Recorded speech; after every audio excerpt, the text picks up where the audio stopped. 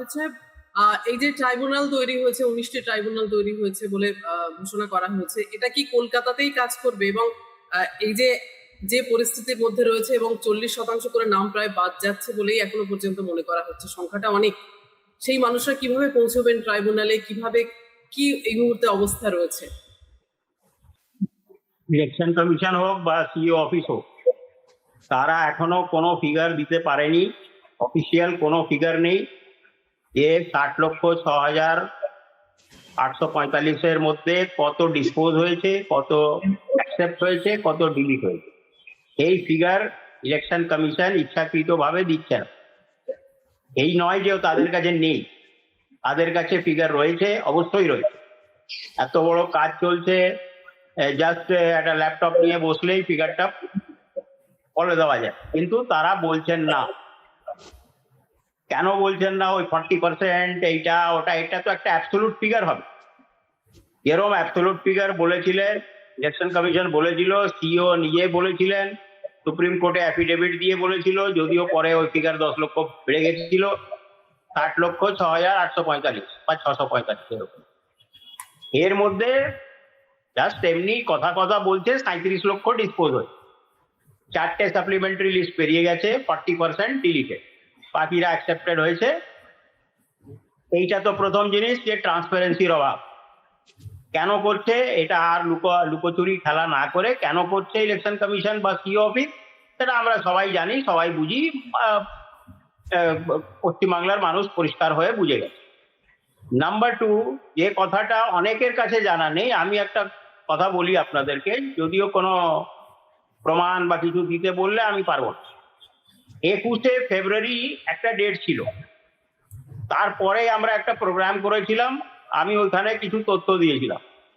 21শে ফেব্রুয়ারি রাত 12টা অবধি এই পুরো কাজটা ছিল ইআরওদের হাতে। 21শে ফেব্রুয়ারি রাত 12টা অবধি এই ভোটার লিস্টটা পুরো ইআরওদের হাতে ছিল। আইনে তাই আছে, আইনে তাদেরই করার কথা ছিল। যাই হোক, 21 ফেব্রুয়ারি প্রত্যেকটা ইআরও পশ্চিমবাংলায়, সেই সব ইআরও আর নেই, পুরোপুরি চেঞ্জ হয়ে ওলাট পালাট হয়ে গেছে। মানে ট্রান্সফার, সকালে ট্রান্সফার, রাত্রে ট্রান্সফার, সকালে ট্রান্সফার, রাত্রে ট্রান্সফার, এইভাবে হচ্ছে। আমারই অনেক জুনিয়র কলিগ আছে, আমি প্রত্যেককে রোজ প্রত্যেকের যন্ত্রণা শুনতে পাচ্ছি। যাই হোক, তো 21শে ফেব্রুয়ারি প্রত্যেক ইআরও, 294টা ইআরও নিজের স্ক্রিনশট নিয়ে রেখেছিল যে কত ডিসপোজ করেছে, ওর লগ ইনে কতটা কেস ছিল, কত ডিসপোজ করেছে, কতটা ওর লগ ইনে পেন্ডিং ছিল। সেই সংখ্যাটা যখন সব 294টা ইআরও যদি অ্যাড করে, ওই মোটামুটি 1 লাখের কাছাকাছি আসছে। মানে 294টা ইআরও মিলে 21 তারিখ রাত 12টা অবধি যখন ওদের ক্ষমতা শেষ হলো, তখন 1 লক্ষ কেস প্রায় আনডিসপোজ থেকে গেছে। তো আজকে কেন এইআরও বা সিইও বা ইলেকশন কমিশন বা যিনি বলুন না কেন, তিনি মিথ্যে কথা বলছেন। আমি একদম পরিষ্কার বলছি, উনি মিথ্যে কথা বলছেন।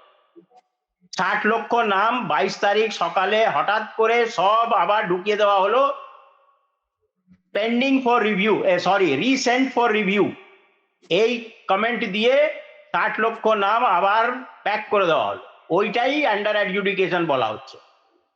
আর একটা জিনিস বলে দিই, যে আন্ডার অ্যাডজুডিকেশনে ওই যে বললাম, যদি আমরা জানতে চাই কোন বিধানসভা কোন বুথের কটা ডিলিট হয়েছে আর কটা অ্যাকসেপ্ট হয়েছে, তাহলে আমাদেরকে 294টা বিধানসভা লগ ইন করতে হবে, 81,000 বুথ লগ ইন করতে হবে, 81,000 বার ডাউনলোড করতে হবে, সব কটা বসে বসে যোগ করতে হবে, ফিগারটা আমরা পেয়ে যাব। কিন্তু ইলেকশন কমিশনের কাছে ফিগার আছে, বলতে চাইছে না। আর একটা ভয়ঙ্কর জিনিস হচ্ছে, আবার সেই ইআরওর খেলাটা আবার হচ্ছে। কিন্তু আমাকে যদি প্রমাণ দিতে বলেন আমি পারবো না। কি হচ্ছে? একটা জুডিশিয়াল অফিসার, ধরুন একটা বুথের 100 লোক ছিল আন্ডার অ্যাডজুডিকেশন, তিনি 90টা লিখেছেন অ্যাকসেপ্টেড, 10টা ডিলিটেড, ঠিক আছে? কিন্তু যখন লিস্ট বেরোচ্ছে, এই পিডিএফটা যখন ডাউনলোড করছি, তখন দেখা যাচ্ছে ওই 100টার মধ্যে 80টা ডিলিটেড, 20টা অ্যাকসেপ্ট। তার মানে আর কোন লোক আছে বসে পেছন থেকে ম্যানিপুলেট করছে। এইটা আমি ফ্রম দি হর্সেস মাউথ শুনেছি অ্যাটলিস্ট 8 থেকে 10 জন জুডিশিয়াল অফিসার আছেন, আমি জেলা বলতে পারবো না, নাম বলতে পারবো না, তাদের একটা সিকিউরিটি, একটা সিক্রেসির ব্যাপার আছে। তারা আমার খুব ক্লোজ বন্ধু। তাদেরকে আমি এমনি ক্যাজুয়ালি জিজ্ঞেস করেছিলাম, আরে ভাই তোমরা এত ডিলিট করছো, কি কোনো কাগজপত্র নেই?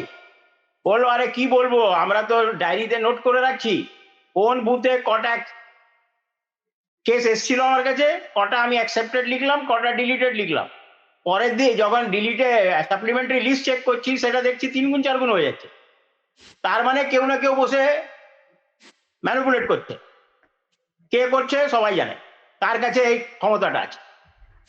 সেই জন্যে দেখুন, এই কথাটা দেখবেন বারবার বলা হচ্ছে টিভিতে, মিডিয়াতে, পেপারে তো পড়বোই আমরা, কি ই সিগনেচার হয়নি, ডিজিটাল সিগনেচার নাকি হচ্ছে, সেই জন্য লিস্ট নাকি বেরোতে পারছে। ডিজিটাল সিগনেচারের যে ডঙ্গলটা থাকে, ইউজার আইডি পাসওয়ার্ডটা আছে, 705 জন জুডিশিয়াল অফিসারের ডিজিটাল সিগনেচারটা আছে কার কাছে? কে রেখে দিয়েছে ওটা? একটু খোঁজ নিন, তাহলে বুঝতে পারবেন কার কাছে ওটা আছে। ওটা আদেও কি জুডিশিয়াল অফিসারের কাছে আছে? এই সব ঘটনা ঘটছে। মানে মানুষ যখন দেখা গেল যে মানুষ প্রচুর লাইন দিয়ে ধৈর্য ধরে নিজের কাগজপত্র প্রডিউস করে দিল, সব করে দিল, সব হয়ে গেল, সেই ন্যারেটিভ যেটা আমাদের ডক্টর অমিকেশ বলছিলেন যে ওই ন্যারেটিভ 1 কোটি না 1.5 কোটি রোহিঙ্গিয়াকে খুঁজে পেতে হবে। তো গোটা পৃথিবীতেই তো 1.5 কোটি রোহিঙ্গিয়া নেই, আমরা বারে বারে বলেছি। গোটা পৃথিবীতে রোহিঙ্গিয়ার পপুলেশন কি আদেও 1.5 কোটি আছে? তো যাই হোক, ওটা খুঁজে পাওয়া যাবে না। তো তখন এই লজিক্যাল ডিসক্রিপেন্সি করে তারপর জুডিশিয়াল অফিসারের ঘাড়ে চাপিয়ে